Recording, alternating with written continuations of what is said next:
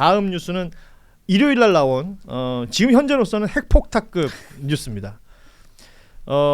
이재명 정부 들어서 새롭게 생기는 부처 중에 기획예산처가 있죠. 이 기획예산처 장관에 이해훈 전 의원을 지명을 했습니다. 그리고 국민경제자문회의 부의장에는 김성식 전 의원을 또 지명을 했습니다. 이 두 사람 모두 국민의힘 당적이 있고 당협위원장이고 아니면 김성식 전 의원은 이제 당적이 있었고, 거기서도 또 바른미래당 등등 보수 쪽 라인에서 의원직을 했던 인물이기도 합니다. 그 이규현 홍보수석 뭐 브리핑 내용 다들 들으셨겠지만 어찌됐건 능력 위주로 인사를 한 것이다라는 취지의 설명이 있었는데 민주당에서는 그 대통령이 가지고 있는 철학, 뭐 중도, 실용주의, 뭐 이런 것들에 대한 이야기를 하고 있고요. 그럼에도 불구하고 지난 내란 이후에 이해훈 후보자가 보여줬던 행동들, 뭐 당협위원장이어서 그랬다라는 자신의 설명도 있었으나 뭐 탄핵을 반대하고 그 탄핵 반대하는 집회에도 나오고 그리고 당협위원장이니까 본인 명의로 이제 플래카드를 걸잖아요. 네. 그 현수막 내용들 기억하시는 분들도 있고 인사청문회 자료라면서 지금 페이스북에 엄청 올라오더라고요. 그 현수막 사진들을 계속 올리고 있어요. 자, 일단 이 인사에 대해서 한마디씩 하자고요. 제가 작년 2월 7일 날 이제 저를 이재명 대통령께서 이제 그 당시 당 대표 상황에서 영입을 하셨는데 예. 그때 그 멘트 자체가 그때는 대선도 전이고 12.3 내란이 있을 줄 사실은 아무도 모르던 때였죠. 그때 말씀하신 게 박근혜 정부에서 장관급 하셨죠. 네, 우리의 외연 확장에 크게 기여할 분으로 기대합니다였어요. 예. 그러니까 제가 몇 년 동안 말씀 나누고 교류하면서 일 이야기 이상 다른 걸 하는 걸 본 적이 없어요.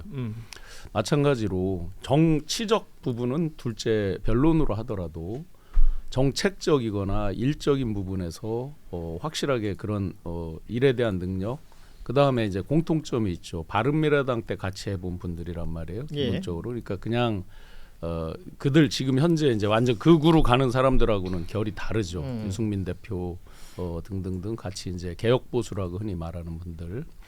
그렇게 보면 정무적인 부분, 정책적인 부분에서 둘 다 뭐 크게 문제는 없을 것이다. 다만 이제 12.3 내란 이후에 그 부분은 이적이 그건 스스로 이제 이해훈 지금 내정자가 스스로 이제 극복하고 갈 부분인데 그에 대해서도 임명 전에 아마 개념 규정이 끝났겠죠. 그래서 요 청문 기간 동안에 이제 어떤 입장이 나오겠죠. 오늘 처음 예. 이제 있었지만 그래서 일에 대한 부분에 대해서 확신을 하고 하셨을 것이다. 특히나 이제 김성식 전 의원 같은 경우는 뭐 개인적으로도 굉장히 좋은 형님 동생이지만 거의 뭐 비판 나오고 하는 게 없잖아요. 사실상 보면 PK 출신으로서 뭐 합리 이 부분에 대해서는 뭐 경제부총리를 시켜도 저기 하지 않을 정도라고 많이 이야기가 나왔었어요. 기존에도. 그래서 전체적으로 실용 코드 그 부분에 적합하게 했다라고 저는 생각합니다. 그러니까 정치 사이드에서는 저렇게 얘기를 해요. 자, 우리 기자 사이드들은 어떻게 보시는가? 제가 오늘 전화를 좀 돌려봤거든요. 네. 돌아갔더니 저는 이제 충격적인 얘기를 많이 들었어요. 뭐냐면 난 이런 게 너무 좋아. 이 정도 충격적인 얘기를 들고 오잖아요. 약간 중도 색깔에 있는 사람 있죠. 그러니까 이해훈과 같은 그 길을 걸어온 바른정당 까라들. 예. 이 사람들은 욕을 엄청 합니다. 네, 자기도 가고 싶거든. 왜 너만 가냐? 곧 망할 배에서 왜 너만 보트 타고 뛰어? 이건 보트가 아니라 사실은 유람선을 보내주는. 네, 그냥 보트도 좋은데 이 사람은 왜 쾌속 좀 보내서 지금 장관으로 데려가냐? 약간 이런 느낌이었고 오히려 그 좀 친윤계 있죠. 예. 친윤계 태극기 쪽 사람들하고 취해 보잖아요. 이 사람들은 두 가지 얘기를 하는데 제가 충격받은 게 저랑 나름 친한 사람들이고 저한테 이게 멘트 나갈지 알고 얘기해준 사람들이에요. 예. 이 기자 내가 봤을 때 이재명이라는 사람은 둘 중 하나 같다. 엄청난 도박 중독자거나 정치 천재다. 네. 예. 근데 후자에 강조를 넣더라고요. 자기가 봤을 때 이건 정치 천재래요. 정말 인정하고 싶지 않은데 우리 쪽에 그러니까 국민의힘 쪽에서 이렇게 했으면 얼마나 좋았겠냐. 예. 윤석열이 그때 중도 노래를 부르고 당선될 때 사람들을 속였잖아요. 무슨 5.18 때 자기 전두환 재판 뭐 그 모의 재판 해가지고 도망 다녔니부터 시작해서 잠깐 사람들 속였거든요. 그 공정과 상식 이런 거. 그러면 그때 만약에 윤석열이 좀 정책적으로 딸리더라도 외연 확장의 중도 정책을 썼다면 그래서 누가 봐도 뭐 이쪽에서 봤을 때는 너 미쳤어? 하는 사람 만약에 데려왔다면 예를 들면 뭐 안 하겠지만 유시민 전 장관을 윤석열 정부에서 데려왔어.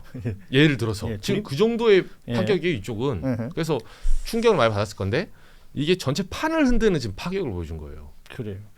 자 최혜정 부국장 어떻게 보십니까? 그러니까 뭐 비슷한데요. 그러니까 일단은 김성식 전 의원하고 이해운 전 의원은 좀 달라요. 그러니까 성향 자체도 김성식 전 의원은 제가 이제 이렇게 메시지를 이렇게 보냈더니 자기는 개혁 중도인데 왜 보수를 엮이는지 너무 억울하다 이렇게 얘기를 하시더라고요.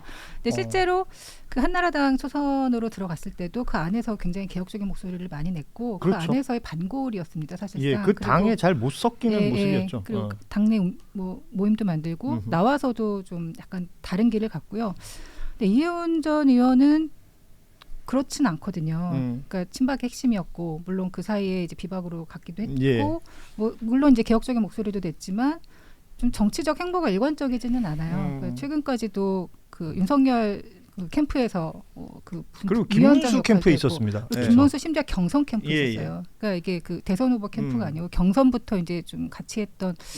그리고 이제 탄핵 때 이제 탄핵 반대 목소리를 되게 적극적으로 낸 것도 있고 이제 좀 이렇게 뭐랄까 좀 색깔이랄까 저도 좀 가까운 사이예요. 근데 좀 이렇게 규정하기 사실 쉽지 않은 그러니까 일부에서는 그냥 권력 의지 하나로 규정을 하기도 하고요. 그러니까 자리 욕심 이런 거. 그러니까 이제 욕심이 많은 거죠. 그러니까 어떤 식으로든. 근데 뭐 정치인의 정권 나쁘다고 생각하지는 않습니다. 근데 하여튼 그 국민의힘 안에서는 어제도 저도 이제 몇 분 친한 사람들 좀 전화 돌려보면 그냥 욕을 이렇게 하는데 그러면서 이제 공통적으로 가고 싶으니까. 이제 공통적으로 나오는 게 정말 이제 이게 두 가지 효과를 그대로 누린 거잖아요. 그러니까 이해원 전 의원이 마산 출신이란 말이에요. 그러니까 이제 PK 공약 지방선거 앞두고 이제 그 부분에 대해서 어필을 일단 한 것이고, 그다음에 지금 국민의힘을 완전히 자중질환으로 일단 만들어놨어요. 완전 이제 그 호떡집으로 만들어놓고 말하자면 이제 판을 흔든다라는 부분. 그렇게 해서 그 부분에 대해서는 정말 무섭다라는 얘기도 하더라고요. 참 어떤 식으로든 엄청난 사건인 건 맞는 것 같고, 근데 이제 이해원 전 의원이 그 최근에 그 행보를 어떤 식으로 해명할지 이제 그 부분은 그건 좀 이제 봐야 청문 될 것 기간 같아요. 동안 또 계속해서 거론이 될 부분으로 보입니다. 그리고 지금 국민의힘이 지금 벼르고 있거든요. 청문회 기간에 이제 사실 또 그런 정치적 행보 외에 약간 개인적인 부분들도 좀 약간 논란이 됐던. 그 당에 오래 있었으니까 그 당 사람들이 잘한다면 더 잘 알겠죠. 그런 좀 뭐 있습니다. 하여튼 그거는 제가 취재하면 들은 건데 그 이해훈은 조심해야 돼요. 정보위원장 하셨어요. 아니 그리고 정보가 굉장히 많고. 청문위원들은 안전할까요? 이해훈은 가만히 있을 것 같아요? 이게 그러네. 너 나 공격해? 그러면서 이해훈 의원이 안경을 싹 올리겠지. 사모님 잘 지내세요? 요새 어디 사시더라? 뭐 이런 거. 이제 고위직의 관점 그리고 전 기자님들의 관점이라면 유튜버의 관점으로 보면 유튜버였어요? 이제 셀럽의 관점이죠 뭐. 일을 잘하는지 못하는지는 지켜봐야 되는데 저는 이 행보를 보면서 2000년 초에 얄밉게 일잘했던 한나라당을 보는 느낌이었습니다. 이 선택을 보면서 그 바둑을 드는 것처럼 상대편 진영을 정말 좁게 점점 만들어가고 그 어떠한 행보도 못하게 쪼여 들어가는 느낌이었고 이거를 보면서 그냥 딱 떠올랐던 인터넷 짤이 하나 있습니다. 게임은 이기려고 하는 게 아니다. 상대방을 빡치게 하려고 하는 거다. 정확한 이제 상대방을 곤란하게 만드는 최고의 수가 아니었나 싶습니다. 그러니까 이재명 대통령의 인사를 앞서 뭐 정치 천재 혹은 뭐 판을 흔든다. 그리고 지금 상대를 고립시키면서 그 판을 주도한다. 등등의 다양한 평가들이 나옵니다. 이거 정치적 평가라고 볼 수 있겠죠. 그렇다면 이 기획예산처라는 부처 자체가 이번에 새롭게 생기면서 국무총리실 아래로 들어가고 예산을 만드는 곳이잖아요.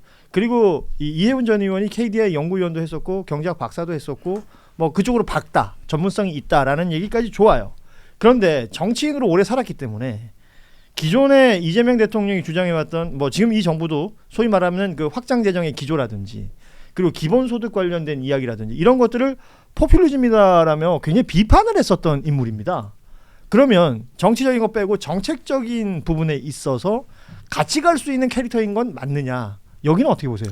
이해훈 그 내정자가 직접 당신 말로 한 게 있죠. 성장과 복지, 복지와 성장은 병행해야 된다는 면에서 이재명 대통령의 철학과 내 철학은 같다라고 했단 말이죠. 그러면 이제 이재명 정부 동안에 확장 재정 뭐 1,100조 정도를 얘기를 하고 있어요. 예. 그 부분에 대해서 전체적으로 큰 틀에서 저희 같은 이제 경제 전문가들은 어떤 방식으로 흘러가고 어떻게 되겠구나라는 게 어느 정도 예측이 온단 말이에요. 자, 그러면 우리가 이제 윤석열 정권 하면 긴축 재정을 했느냐? 그렇지 않아요. 국가 부채, 내셔널 데트죠. 직접적으로 책임지는 부채에서 이미 윤석열 3년 동안에 140조 정도가 늘어났어요, 대략. 그러면서 내셔널 라이어빌리티, 국가가 간접적으로 지는 채무까지 했을 때는 훨씬 더 많이 늘어났어요. 예. 그래서 사실은 성격이 뭐 기본소득을 어떻게 해서 더 갑자기 늘어난다 이런 게 아니에요. 12.3 내란으로 해서 잘못된 부분을 살리기 위해서 마중물을 붓고 올라오는 과정 이런 것들을 계산해 보면 지극히 정상적으로 갈 수밖에 없고 이해운 내정자 같은 경우도 그런 부분에 대해서 다 어느 정도는 통밥으로든 면밀하게 계산했던 각이 나오고 그에 대해서 동의를 했다라고 저는 생각을 합니다. 좋습니다. 윤석열 정부가 그 재정 건전성 얘기만 했잖아요. 건전 재정. 그 뭐 지금 와서 결과적으로 보면 건덜 재정이에요. 건덜 그냥 뭐 남는 것도 없고 계속 부채만 늘어났고 본인들이 했던 말이나 그 정책 기조도 제대로 지키지 못했던 그 이유가 뭐였느냐? 부정부패가 끼어 있었던 것 아니겠느냐라는 의심이 다시 한번 생각이 들고요. 자, 지금 오늘 이 뉴스를 다루면서 전 가장 재미있고 인상적이었던 부분은 바로 이 부분입니다. 보험친구닷컴 광고를 시작합니다. 이 보험친구닷컴 부담되는 보험료 알듯말듯한 보장 내 보험 바로 알고 싶을 때 그럴 때는 검색창에 보험친구닷컴을 검색하시기 바랍니다. 아니면 1844-0585로 전화를 하셔도 좋습니다. 이미 가입한 보험의 경우에는 뭐가 문제인지 또 내가 가입한 보험에 어떤 장단점이 있는지 보험친구가 무료로 상담해 드립니다. 암보험, 종신보험, 실손보험처럼 누구나 다 아는 보험부터 화재보험, 배상책임보험, 운전자보험까지 모두 상담이 가능한 보험친구닷컴 검색창에 보험친구닷컴 혹은 화면에 지금 보이는 QR코드를 이용하시거나 전화 1844-0585 어디든 연락 주셔도 이 보험친구라는 여러분의 든든한 친구를 만나게 되실 겁니다. 발표나자마자 바로 제명을 해버립니다. 국민의힘에서. 그리고 저는 이 표현이 굉장히 인상적이었는데 배현진 의원이 썼던가요? 일제에 부역하는 거. 부역이란 단어를 썼어요. 이런 식의 마인드라면 국민의힘은 스스로들이 독립운동을 하는 사람들이라고 생각하고 있는 겁니다. 아니죠. 윤모 씨가 얘기했던 거 있잖아요. 반국가 세력이라고. 왜냐하면 이해운 씨가 지금 대한민국에서 일하겠다고 자리를 받은 거잖아요. 네. 민주당 당직을 받은 게 아닙니다. 대한민국의 정부 요인으로서 일을 받은 건데 그거가 부역이다. 그러면 대한민국에 반하는 세력이라는 거예요, 본인들이. 예. 그러면 누구 표현대로 하면 이게 반국가 세력인 거고. 그리고 아까 말씀드렸지만 게임은 이기기 위해 하는 게 아닙니다. 상대방을 빡치게 하기 위해 하는 겁니다. 아니 그러니까 해당 행위를 했다고 제명을 했거든요. 그러니까 그 당의 당협위원장이 중앙정부의 이 장관직을 맡는 것이 해당 행위라고 보는 정당이 있는 거예요. 이게 뭔가 해석이 돼요? 난 이게 너무 이상하던데. 제가 어제 그 있고 나서 원래 이제 당에 그 올해 출연 기자들은 그럴 수밖에 없는 게 절차를 좀 세야 돼요. 근데 아직 답을 못 얻었는데 원래 이거 윤리 제소를 먼저 해야 됩니다.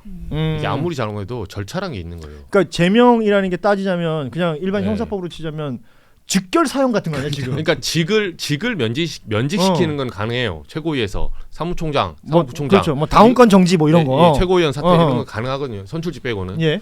근데 이거는 제명이잖아요. 당에서 아예 없애버리는 거잖아. 없애는 거서 이거는 제명의 사유가 아까 말한 대로 뭐 현저하게 당에 뭐 해야 하는 행위. 오 좋아요. 근데 윤리위의 정식으로 거쳐야 된다니까요. 그렇게 해서 절차라는 걸 거치고 그렇죠. 그리고 소명의 기회도 줘야 되는 것이고 그런데 여기는 그냥 한 방에 완샷이었어요. 시쳇말로 얼마나 빡쳤으면 야 절차 공 필요 없어. 잘라. 그래서 이렇게 성급하게 그래서 제가 전화를 돌려보니까 그 이해운 후보자를 싫어하는 사람도 여기에 관해서는 물음표가 있더라고요. 그렇죠. 아니 좀 차분하게 사안을 좀 보고 그리고 이해운을 예를 들면 제명시켰어요. 그러면 제명을 시키더라도 왜 제명을 시키는 건지를 그렇지. 충분히 언론에 노출을 시키고 그리고 소명을 받아야죠. 예, 그리고 자기 지지자들 결집을 위해서도 이 사람이 이렇게 나쁜 놈이다. 약간 이렇게 몽둥이 매질을 해줘야 돼요. 매달아 놓고. 근데 그걸 호다닥 막 호떡집에 가서 막 잘라버리고 한 게 이게 본인 감정이 드러난 거거든요. 그러네요. 이게 또 나중에 개꿀잼으로 지낸다. 이게 이거 소송하면 무조건 무조건 제명은 아마 패소할 겁니다. 그래서 원복이 될 겁니다. 그렇죠. 왜냐하면 적법 절차를 안 지켰고 그렇죠. 제명 사유나 이런 거에 해당 행위라고 하는데 너무 포괄적인 사유고 말씀하신 대로 소명기에 안 줬고 이런 것들 다 하면 법원으로 끌고 가면 이거 무조건 패소 나올 거거든요. 그러면은 정말로 나중에 여기에 대해서 나 명예훼손 해달라, 뭐 명예 회복해달라 이런 식으로 이제 곧 장관이 되실 그분이 나서신다면 더 국회면 더 곤란한 상황이 오게 되죠. 이해은 장관님이 인사청문회에서 그거 요청하시면 진짜 재밌겠네. 아니 왜 불법으로 당적을 없애냐. 예. 장관 후보자. 아까 이제 정치 천재를 말씀하셨잖아요. 그 보면 이제 기존에 외통수라 그러죠. 장기나 예. 뭐 자기들 스스로 이제 뭐 통일교 이런 거 막 주장하다가 딱 받으니까 이러지도 저러지도 못하는 이제 외통수에 얻어 걸리니까 다른 조건을 갖다 걸고 막 하잖아요. 그러면 어제 같은 이런 현상이 있었을 때 조금은 고민을 해야죠. 즉각적으로 지금 뭐 전화로 돌려서 제명했다는 거 아니에요? 의견을 네. 다 예스냐 노냐를 물어서. 최고회의도 그 서면 최고회의를 했죠. 그 네. 일요일이니까 예. 그러니까 급했던 거야. 예. 어허. 그러면 이제 한번 상상을 해보세요. 이걸 반대를 했을 때 과연 그들의 지지자 및 국민들의 여론이 어떨까? 그리고 뭐 계속 낙마시키기 위해서 뭐를 했을 때 과연 어떨까? 완벽히 외통수에 걸렸죠. 찬성하자니 이미 제명까지 했는데 찬성은 할 수가 없는 거고 반대를 했을 때 여론이 과연 어떠느냐. 장기적으로 봤을 때는 위헌정당으로 해산되는 또 하나의 포인트가 될 수도 있다고 생각을 해요. 대한민국의 예. 요인으로서 뽑혀갔다는 이유만으로 제명을 하는 이 정당이라면 나라의 장관이 되는 것은 네. 제명당할 일이다. 뭐 이렇게 그렇죠. 되는 거 아니에요 지금? 스스로가 반국가 단체라는 거를 인정한 꼴이기 때문에 여기에 대해서 나중에 정당 해산 갈 때 한 꼭지를 적을 충분한 사유가 된다고 생각합니다. 그러니까 변호사들 무섭네. 이런 걸 다 기록해 놓네. 아 그리고 이거는 제가 이혜훈 의원 통화를 몇 번 했는데 이제 통화는 안 됐는데 이혜훈 의원님한테는 저는 예전에 좀 친하게 지냈으니까 좀 물어보려고 했어요. 의원님 솔직히 땡큐죠? 제명시켜준 거 땡큐죠? 이정주식 질문입니다. 예. 아니 이게 왜냐하면 오늘 같은 경우에 제가 취재해 보니까 오늘 29일이잖아요. 예. 오늘 그 중구 성동 그 당협위원장이에요. 그렇죠. 오늘 당협에 강연이 예정돼 있었어요. 오세훈 시장 그리고 몇몇 변호사들이 예. 당협에 관련된 사람들이 오기로 돼 있는 날이야. 오후 4시에 원래 중구 성동에 지금 오늘 강연돼 있어요. 당원들 워크숍 한다고. 근데 어제 장관 후보 되고 그렇지. 오늘 이게 이제 폭파된 거예요. 그러니까 이혜훈 전 의원 입장에서는 사실 미안함도 있죠. 그리고 내가 이거 말도 못하고 사실 겉으로 보기에는 어찌됐든 간에 내가 양지 찾아서 좀 떠나니까 당에서 뭘 하겠구나. 근데 어제 막 전화 통화로 막 원격 제명하고 하니까 그래 나는 이제 치를 거 다 치렀어. 나중에 뭐라 하면 야 너 원격 제명했잖아. 윤리 제소도 안 하고 예. 내가 무슨 빚졌냐 이렇게 말할 수 있어요. 훌 털고 지금 뺨 맞고 싶은데 뺨 때려준 거죠. 이게 재밌는 그 장면이 연출될 것으로 기대되는 게 앞서도 얘기했지만 청문 정국에서 국민의힘 의원들이 어떤 문제 제기들을 할 것인가. 뭐 정치적인 부분 말고도 이게 우리나라 청문회는 보통 보면 그 후보자의 도덕성이라든지 뭐 주변을 좀 터는 경우들이 있잖아요. 이혜훈 전 의원이 아시다시피 그 정보위원장을 했었기 때문에 아까 말한 것처럼 그 질문하는 의원들에 대해서 정보를 가지고 있을 겁니다. 아마 이게 얼굴 보는 순간에 저기 지난번에 을지로 상가랑 이렇게 몇 개의 명세서가 있는데 떠져요. 아들이 어디 다니시더라. 그러니까 그런 어떤 그 긴장감을 보는 재미 우리가 좀 볼 수 있을 것 같은데 중요한 것은 이번 전체적인 인사 어제 발표된 인사들을 보면 뭐 국립과학기술자문회 부의장의 이경수 의장이 그러니까 인에이블 퓨전 여기 의장인데 이 양반도 대구 출신이고요. 네. 그리고 뭐 농림축산식품부 차관에 그 김종구 전 농식품부 식량정책실장이 되는데 이분도 경주 출신이고 그러니까 이 말은 뭐냐면 경상도권 소위 말하는 TK권 그러니까 지방선거를 앞두고 어떤 정치적 포석이 이 안에 좀 들어있는 것 아니냐라는 해석도 동시에 나오고 있기 때문에 이 얘기를 좀 함께 할 수밖에 없을 것 같고 청문 정국이 펼쳐지고 나면 이 이야기가 모르겠어요. 누구에게 유리하게 작동을 할 것이냐. 그리고 앞서 판을 흔든다고 얘기해 주셨지만 6월에 있을 지방선거가 아마 한 2월쯤 되면 본격화되지 않겠습니까? 각 당에서의 뭐 경선 얘기라든지 2월 3일이 이제 그 시도지사 등등 출전하는 분들 그러니까 예비 그렇게 등록일이기 따지면- 때문에 본격화되죠. 그렇게 따지면 이 판은 너무 일찌감치 잘 짜놓은 판이 되는 거잖아요.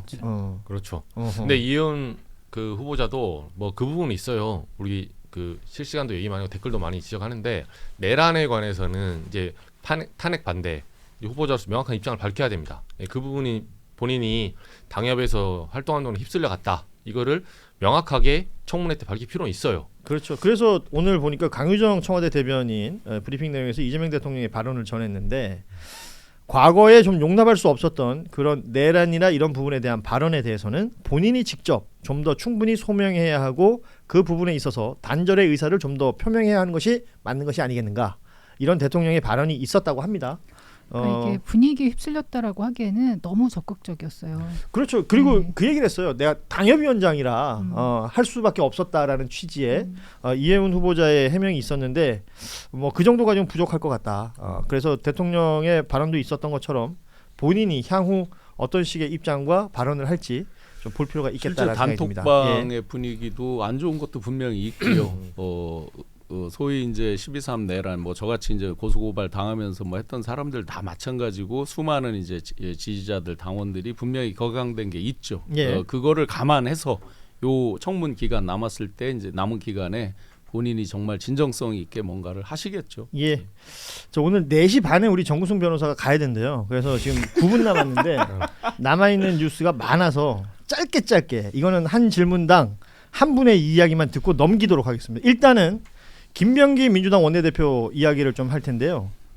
그냥 복합적으로 얘기하자면 가장 최근 뉴스부터 정리를 하자면 뭐 부인이 구의회 법카 쓴 내용 그리고 구의회에 뭐 이런저런 지시했던 내용 아들의 국정원 근무 업무를 보좌진들이 대리해줬던 내용 그 외에는 뭐 종합병원, 공항, 호텔 등에서의 의전, 혜택 뭐 복합 다단하게 쏟아져 나오고 있습니다.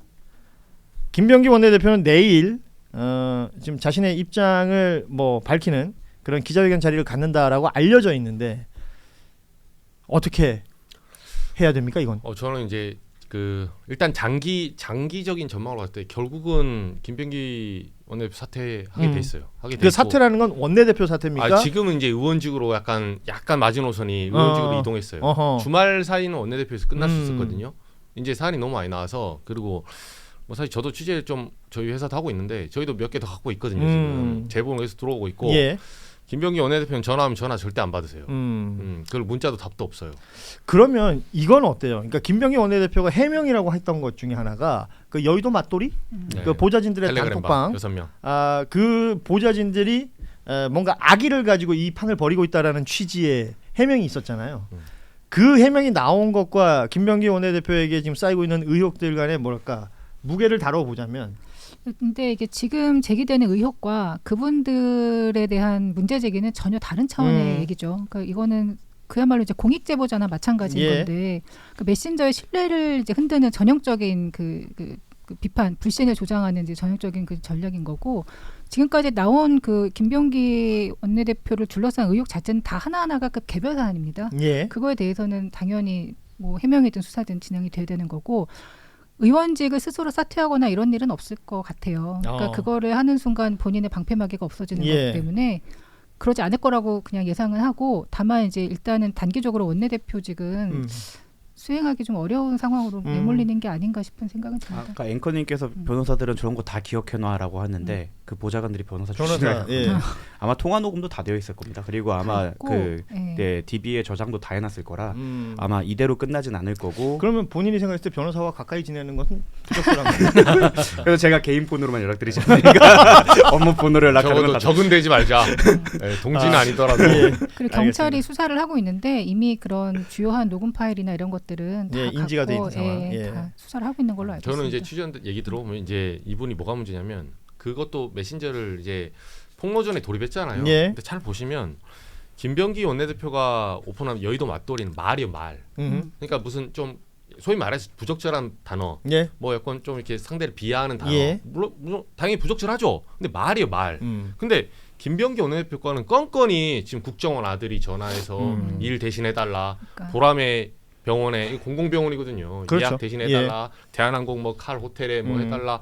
이게 다 하나하나 혐의고 다 바로바로 변호사님 계시지만 구성 요건 바로바로 딱딱 집어지는 거예요. 그러니까 이쪽은 지금 말로 공격을 하는 거고 여기는 지금 하나의 범죄 행위가 하나씩 완성되고 있는 거예요. 참 제보자가 깔끔하게 구성 요건별로 딱 제보하고 있더라고요. 본인이 혐의 정리해가지고 혐의 정리해 아마 엑셀표도 있을 거예요. 그러니까 이제 변호사 이 변호사인 보좌진이 있었다. 그리고 이게 한 사람이 아니더라고요. 예. 그러니까 이들이 뭔가 왜 이러고 있느냐 이런 이유를 밝히고 어쩌고 저쩌고 하는 건 그 이후 문제가 될 것 같고 지금 나와 있는 내용들에 대한 설명도 부족하고 해명도 부족한 상황. 그래서 이 내일 알려지기로는 내일 거취나 뭐 이제 입장이나 이런 것들을 얘기한다고 하는데 얘기가 나오면 저희가 내일 또 관련 뉴스는 다루도록 하고 보험친구닷컴 광고를 시작합니다. 이 보험친구닷컴 부담되는 보험료 알듯말듯한 보장 내 보험 바로 알고 싶을 때 그럴 때는 검색창에 보험친구닷컴을 검색하시기 바랍니다. 아니면 1844-0585로 전화를 하셔도 좋습니다. 이미 가입한 보험의 경우에는 뭐가 문제인지 또 내가 가입한 보험에 어떤 장단점이 있는지 보험친구가 무료로 상담해 드립니다. 암보험, 종신보험, 실손보험처럼 누구나 다 아는 보험부터 화재보험, 배상책임보험, 운전자보험까지 모두 상담이 가능한 보험친구닷컴 검색창에 보험친구닷컴 혹은 화면에 지금 보이는 QR코드를 이용하시거나 전화 1844-0585 어디든 연락 주셔도 이 보험친구라는 여러분의 든든한 친구를 만나게 되실 겁니다.